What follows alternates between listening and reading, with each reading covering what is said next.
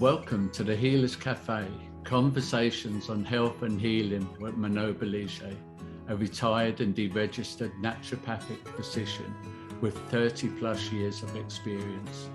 Here you will discover engaging and informative conversations between experienced healers, covering all aspects of healing, the personal journey, the journey of the practitioner, and the amazing possibilities for our own body and spirit.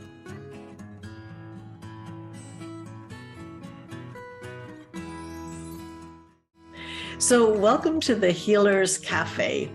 And today I have with me Silva Santé, or Silva Santé. And this is actually our second interview because we ran out of time to talk about some of the important things that she wanted to share, like the high benefit plants listed in an NASA study, which are really easy maintenance and that you can, look after indoors. And she prepared a special PowerPoint presentation to kind of go through all of that. So those of you who are listening to the audio, you can always go to my channel on Rumble and YouTube. And otherwise we'll make it as explicit as possible. So welcome again. And I'm looking forward to learn more about plants. Thank you, Manon. Thank you for having me. This is wonderful.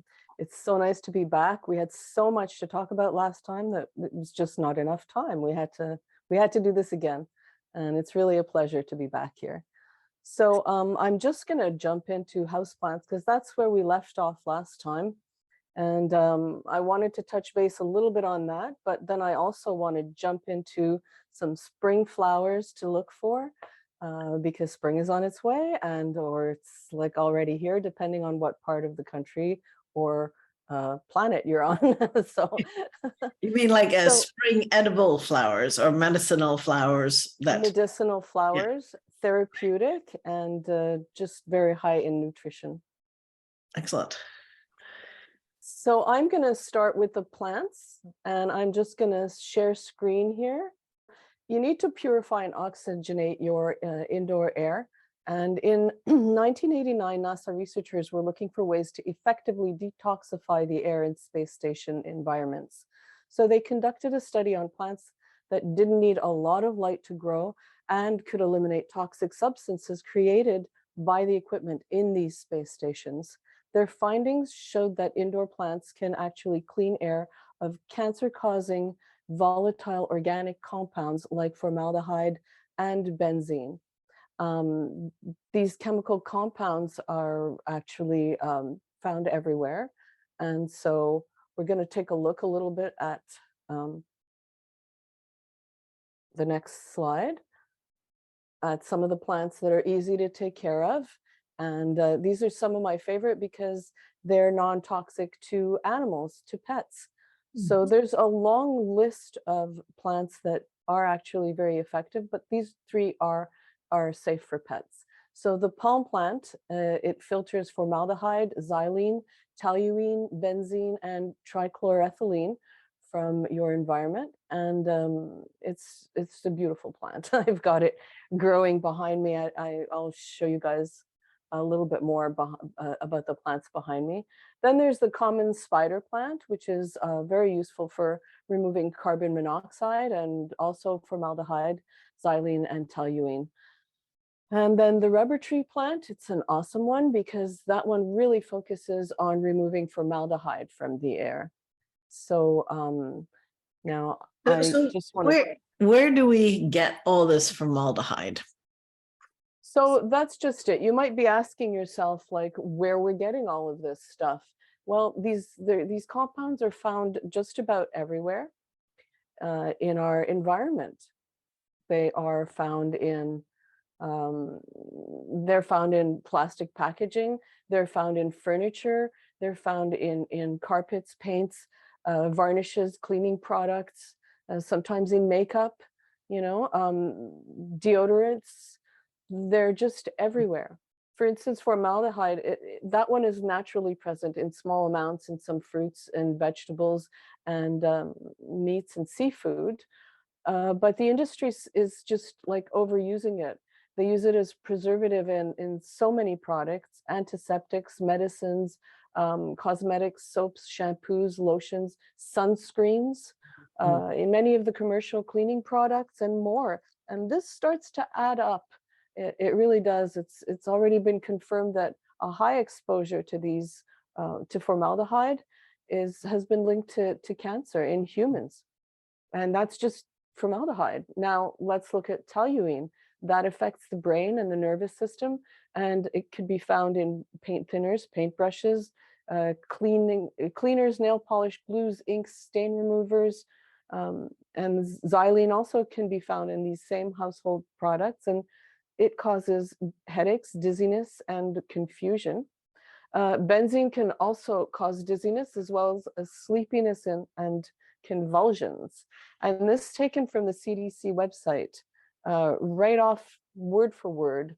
They say like that it's known that chronic exposure is linked to leukemia and other blood disorders. So it's found in hand sanitizers, spray, like spray sunblocks, deodorants, as I was saying, a lot of dry shampoos and conditioners that come in aerosol. Anything aerosol basically will carry benzene, will have benzene in it. Trichloroethylene. So clean their houses by spraying it, for example. Yeah. You know, those air fresheners, they're actually not at all freshening the air. They're putting toxins right into the air they breathe, right? Precisely, precisely.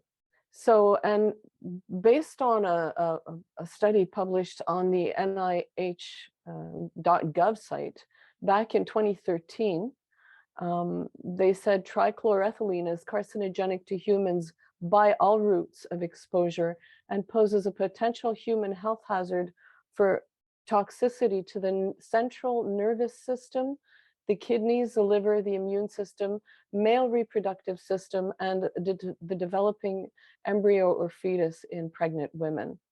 So, and of course, there's carbon monoxide in a lot of things as well, and that causes a host of problems, including death. So, you know, the FDA approves these products as safe because of the negligible amounts in each one of their products. But the combination, as you were saying, that we're walking around spraying our homes with it, and we're putting it on ourselves in cosmetics and in deodorants, and well, that's just, it's too much. That combination that we use on a daily level just adds up to levels of toxicity that are too high for the body to deal with. So, and we don't see it, you know, but if we did, these poisons would literally appear like a toxic soup that we breathe in and we're just surrounded by. So we may not know it, but we might be also culprits by adding things in our daily usage without knowing. And this further adds to the toxic overload and bombards our body some more. So then we get all these symptoms, and we've got like headaches and sleep issues and digestive issues and inflammation and allergies and so many other things that will just kind of block our happiness, our life well-being, you know. So, and the truth, here's the truth bomb. The truth is that Big Pharma knew this already, and that's what helped them to market all the allergy medicines on the market, and all the different headache medicines, and just the host of medications that are over the counter available to us, because these symptoms exist in almost everyone that uses these products. That's clearly a link, you know? Yeah. Well, so, I think that's their marketing. You know, you create the problem for which you also then create the solution, right? And it's been repeated in history, even very recently. And, you know, you talk about formaldehyde, it's actually in all the childhood vaccines. Oh, yes. Yeah, it is. Like You're right. small amounts. So they say, well, what about, you know, the last experience I had with formaldehyde directly was working on a cadaver as part of my training, you know, Oh, and wow. that's very strong, you know. But when you think that all these small doses, they accumulate, you know, in your body, you're breathing it in, you know, all of that. So these plants, then they help basically processing at least what's available in the air to help you. Well, they kind of they absorb all of those toxic chemicals. And you need a lot of them. That's why You're in a garden. I love my plants. And in the summer, they do go outside, but I'm mostly outside. So I only leave a few that are less tolerant to light, which, you know, like the big palm tree. This one I got, it was like tiny. And this was like 3 years ago. It just grows, it absorbs. The more, you know, it needs to absorb, the more it grows because it's doing its work. So they're happy plants because they're doing what they need to do. Right. So there's other ways as well that we can improve. This is it. The good news is if we stop using those products, we're kind of stopping that perpetuating problem, right? Right. So the power is in our hands, and we make informed decisions, and there's quite a few things that we can do to improve the indoor quality of our air. So essential oils, you were saying spraying all over the place. Well, essential oils is a wonderful way to clean your air and disinfect, oxygenate, just put a nice balanced amount of moisture in the air with an antiseptic, you know, not something that's going to give you a headache afterwards, not anything that's going to cause you, you know, burning in your nostrils or in your, you know, lungs. So anyway, I've got a lot of new information that I'm going to be publishing in my new book, and it's the guide that's upcoming. And it's full of easy solutions to improve the quality of your life. It will include many of the recipes, the newer recipes I've got. It will also include many ways to deal with the EMFs and to clean your indoor air.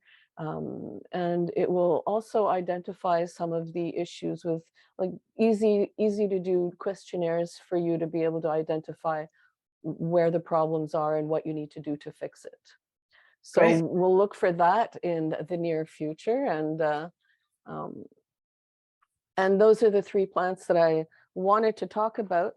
There was a couple that was a couple more worth mention. Oh yeah, the chrysanthemum really does everything that those last 3 plants do, but they're not safe for pets. So if you don't have pets, get yourself a bunch of chrysanthemums. They will do the same thing all of my plants are doing right here. They're very effective. But if you have pets, you can't do that.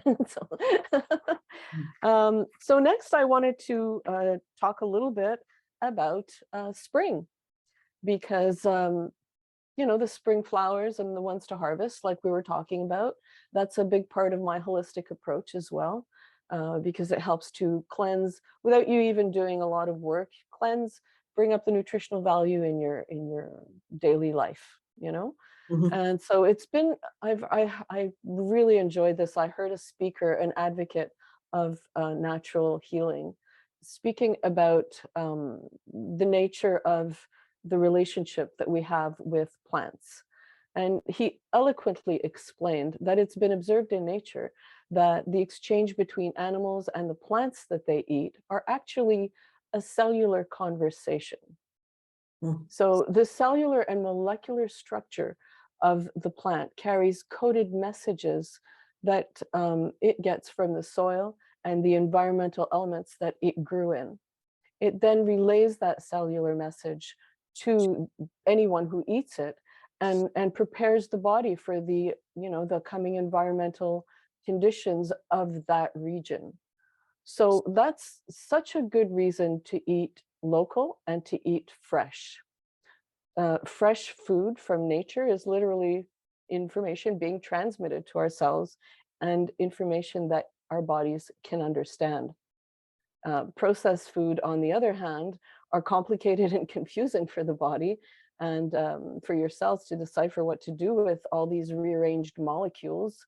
It slows the natural metabolic process, and it confuses your body. It not only is your body trying to find out like what it can extract nutritionally, it's also trying to figure out how to digest this and how to get rid of what it doesn't need. So more often than not, there's little to no nutritional value, and processed foods are just literally exhausting your body and generally using up more energy than they provide. So over time, you're kind of your body's more and more depleted. Nice. So there's more energy, basically, I would say, in a fresh sprig of mint or basil or anything that you pick from your garden, basically, than there is in a whole processed meal. A restaurant meal sometimes has zero nutrition value to it, So my approach is, if you have the time and space, have a little garden. There's nothing like a fresh tomato. Store-bought, even if it's organic, does not taste the same. There's nothing more delicious than a juicy fresh tomato. And if you don't have the time and space, then at least grow some flowers and grow some herbs, and that will help a lot. And it aids a lot of things in your life, digestion, and gives your body real nutrients and vitamins and minerals that it actually needs. And there's nothing complicated about it. Your body knows exactly what to extract from it. And just as importantly, it knows exactly how to discard it, what it doesn't need. So also don't use chemicals. Everyone, knows that, but we're still kind of seeing people using them. I don't get that. They're harmful not only to the butterflies and the bees and all the insects that thrive off of it. They're also very harmful to our pets, and they're very harmful to us and our health. The glyphosates have been linked to Parkinson's, cancer, and lymphoma, and it's showing more and more. So the blooms I want to talk about, there's some of them will bloom all summer long, and others will not. For instance, and I'm going to go to my share screen again. Manon Bolliger here, and I want to thank you for taking actionable steps towards engaging your healing journey and helping others discover their path by watching, sharing, subscribing, and reviewing these podcasts. Every review and share helps spread the word, these different perspectives and choices and options for healing. And to thank you, I'd like to invite you to sign up to my free 7-sequence email tips on health and healing for everyday life. You can go to healerscafe.com tips. Thanks so much. Here's one of the plants, or the flowers, I should say, that blooms for a very short time in the spring, only 10 to 14 days. Interestingly, the bloom precedes any foliar growth, which means it's the first sprouting bud. So this makes this golden blossom a therapeutic powerhouse packed with the plant's vital force from all winter. So it's an amazing superfood that is incredibly antioxidant. It's antimicrobial, a broad spectrum. So it's all the antis, that's what I like to say. Antiviral, antibacterial, antifungal. It's effective as an anti-inflammatory, antioxidant, rich in oleanolic acid, and it's just an amazing superfood. It helps alleviate inflammation and boosts your immune system. And I harvest it and I add it on a cold winter day. I add it to a handful, just a handful to my soups or a tea. It's really delicious, and you can just feel the energy seep back into your body if you have a cold or any kind of. So would you be drying it then, or freezing it for the winter, or? I dehydrate them in a dehydrator.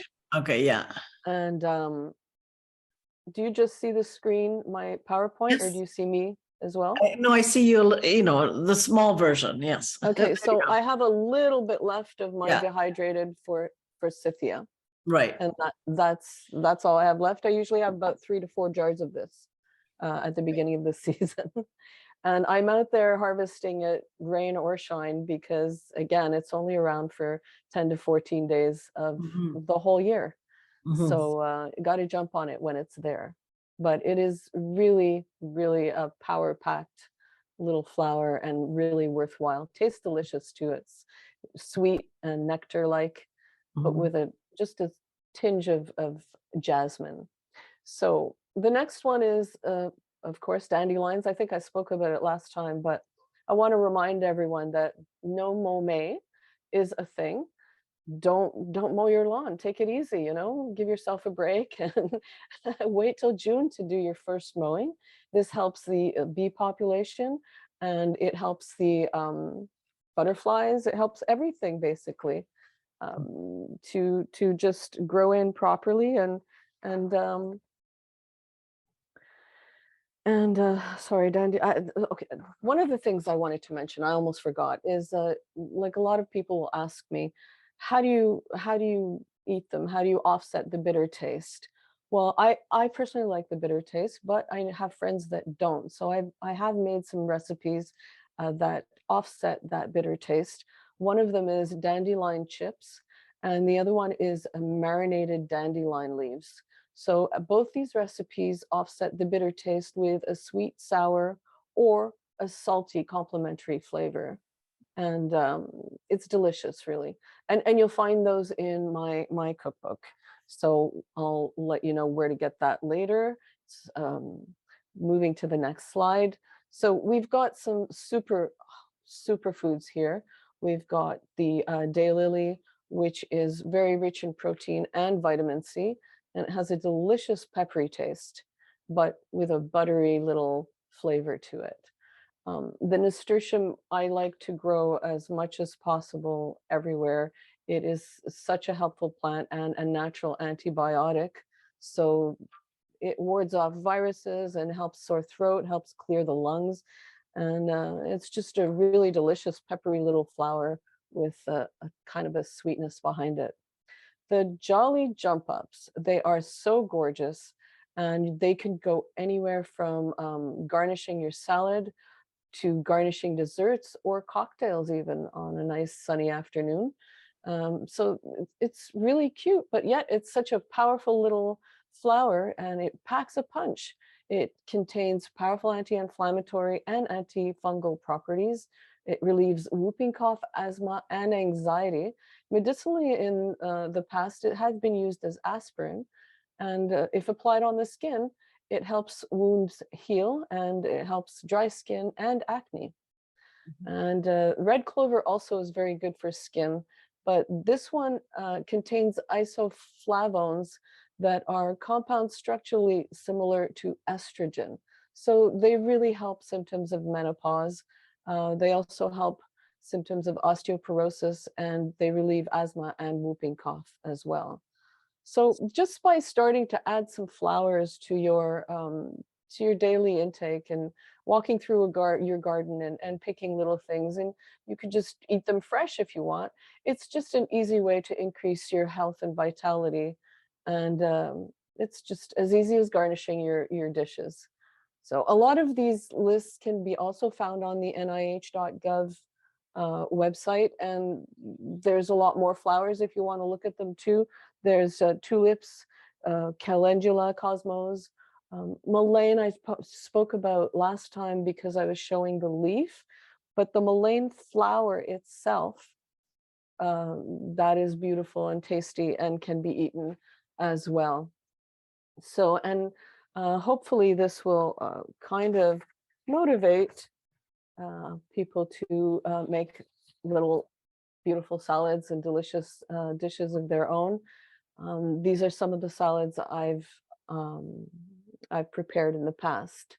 So again, you'll find a lot of this information in my cookbook, and I'd like to move on now to, preparing a little bit for the summer months. because it's coming. The heat waves are coming. So how do we prepare for the summer months? I can't emphasize enough, stay hydrated and drink water all the time. What I like to do is, oh, and of course, wear a hat if you're out between the hours of 11 and 3 to avoid heat stroke, especially if you're starting a little garden of your own there. So to moisturize your body as much as you can also is important. Try coconut oil, as it contains a natural sunscreen, an SPF of 2 to 8. It is a delicious way to moisturize your whole body, and it's gentle enough to be used on the delicate tissues around your eyes, eyelids. It actually strengthens eyelashes, and you know, with the naturally built-in sunscreen, you're always ready for the sun, and your skin will thank you for it. Now, there's a lot of other benefits to coconut butter. It's an amazing, amazing substance. An MCT, it's an MCT oil. It's medium chain triglyceride oil, which means it's easy fuel for your body to burn without turning to fat. And in a study published in the American Journal of Clinical Nutrition, MCTs burn 3 times more calories for 6 hours after a meal than long-chain triglycerides. So eating a spoonful with each meal can actually help improve digestion and can help you burn fat for a longer period of time. It also contains omega-3s, which lowers risk of heart disease and protects against depression, dementia, cancer, and arthritis. And it can help improve a sluggish thyroid. It's one of the best oils to cook with, and it's an amazing oil to condition your hair with. So, you know, just eat it, cook with it, put it on your skin and hair. Just let it love your skin and let yourself love it. So if you need a higher SPF, though, there are oils that are available that actually provide that. As you can see on the PowerPoint, there's avocado oil, which goes up to 15, carrot seed oil, which goes up to a 40 SPF, and raspberry oil at the highest goes to 50 SPF for the best sun protection. So the next thing I wanted to share with you is where to get these oils, because for me, the only place I go to is really one of the highest quality places that I've ever had the privilege and the pleasure of trying and using. So there's zayataroma.com, and these oils will help to protect your skin. And they, by the way, they ship all over the world, and they offer a myriad of choices. I use many of their products in my remedies for my clients, for my family, friends, and for myself. So every one of these products I've used is top-notch and simply sublime. Do yourself a favor. It'll be the best gift you'll ever give yourself and your loved ones. So I wanted to also talk a little bit about the hydrolats they have, because I use 2 of them in particular, and I'll tell you why. The Hawaiian sandalwood tree and the hydrolat from sandalwood, well, that one helps you keep cool in the summer. And I want to tell you a bit about it. It dates back to very ancient times. It was said to be used by the nomads that crossed the desert, because it had the ability to literally lower your body temperature and keep your body from overheating. So, and I can truly attest to it because I use it. It really works. It helped me not only get through heat waves, it has helped me get through my menopause and my hot flashes. And I found in the summer, actually, it works very well to also ward off bugs. So we're going to be making, I think, all these links available in at the end of the show, right? Yes, Manon? for sure. Okay. So rose oil, sorry, not rose oil, but rose water is another one that I absolutely love, because it is a key ingredient in one of my recipes. But I also use it to cool my skin. It's calming and it smells divine. I keep both of these in the refrigerator in the summer and take them out randomly and just spray them all over, because they are just so wonderful. And they just help alleviate all the heat so well. So that's some of the stuff that I wanted to share. Great. And I wanted, of course, to remind everyone that my book is available on several marketplaces, on Amazon, in French and in English. Whoops. That's not. So also I have some merch available. Yay! On Redbubble, you can go find those, either the tote bag, the apron, or the water bottle, stay cool while getting through those summer months. And that's it. I think that is just to thank you for this opportunity to be able to present all this information and get to chat. That's so much fun to do, and so much it's so motivating to know that there are people that are interested in these solutions, because especially in these times, a lot of people are not really trusting of natural products so much. I know there's been worse times, and it's supposedly getting better, but it's you not mean always that pharmaceutical products. Well, actually, and natural for that matter, right? Yeah. Both of them have toxicity. You have to be careful of the source. So that is true. Yeah. But when you grow it yourself, or you have it, that's there's also a relationship, I think, which you really do touch upon. It's there's a connection with what you're growing and what you're eating, and there's a cycle that I think we have lost touch with, and it's time to reconnect on that level. So I do want to thank you for spending time with us and showing us the PowerPoint, which does help, to sometimes visualize the flowers and that. So thank you very much. Yeah, I wanted to show the flowers, and I wanted to also, I agree with you that there is that relationship, and plants really do want to respond to your needs.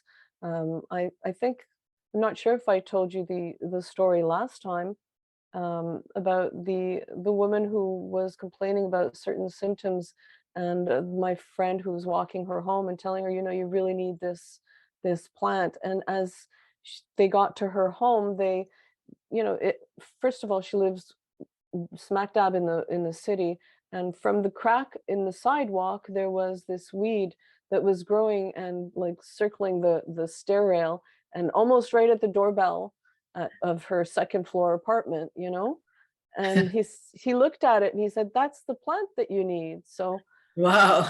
No, you didn't say that. That's funny. Yeah, it's an incredible thing. You wonder, why did this plant grow in my garden this year? Well, most likely that you need that plant, right? And that plant is responding to your needs, and Earth is responding to your needs, basically, and we should return to that that source. Okay, well, thank you very much. Thank you so much. We'll put all the places so that people can get further information. Absolutely, and there's going to be more information in my cookbook. There's a lot of information already, but mostly on food and supplements, some essential oils. But as I said, my guide, which will be available probably at the end of 2023, is going to include so many other aspects of my approach, the Silva Santé approach, which is really an approach that helps you to achieve like the best possible life experience, due to how you treat your body and how you surround yourself with, again, good air, good oxygen, and good food, and a bunch of other things too, as we were talking about frequencies and different things like that. I'm going to leave some surprises though, so look for it at the end of 2023. Thank you. Thank you again, Manon. It's really been a pleasure. Thank you for joining us at the Healers Café with Manon Bolliger. Continue your healing journey by visiting thehealerscafe.com and her website, and discover how to listen to your body and reboot for optimal health.